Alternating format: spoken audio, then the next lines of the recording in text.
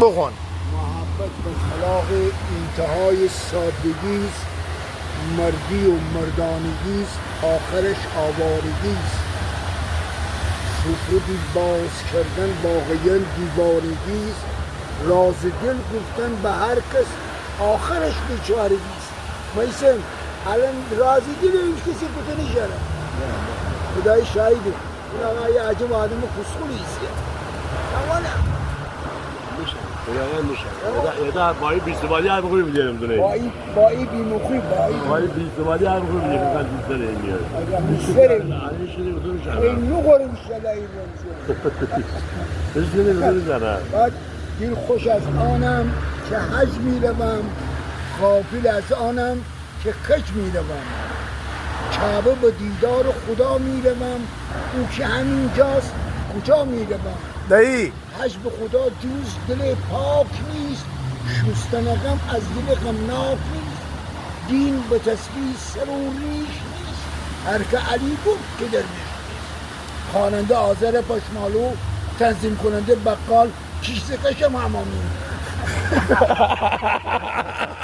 سیزده خوب ببین گونم که شما دوره زاگون دو تا شیر هنده بلد بین هنده حفظ دین امو خان امیر امو چی کوس شیر هم بنشیم بگیم من نوانم هیچی ندانیم بگیم هیچی بلد نیم اونا کوزه شیر با خدا امو دانشجو بلد نیستیم نگو ای خدا شکر خدا هم داره خوب بگاندی سوپر خوب بگاندی واقعا پیری چون خراب است و که تعمیر ندارد.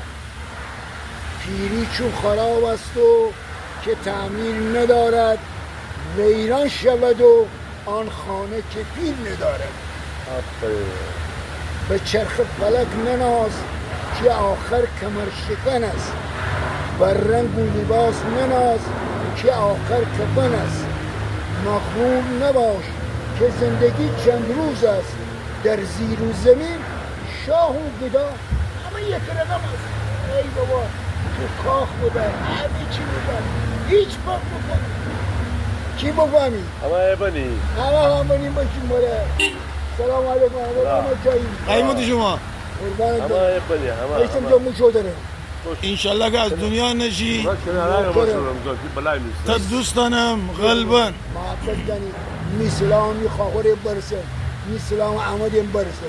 بگو رمضان ماسمی که کچی کیه، بگو چی برادن چی نوکری دوانم که تعلیم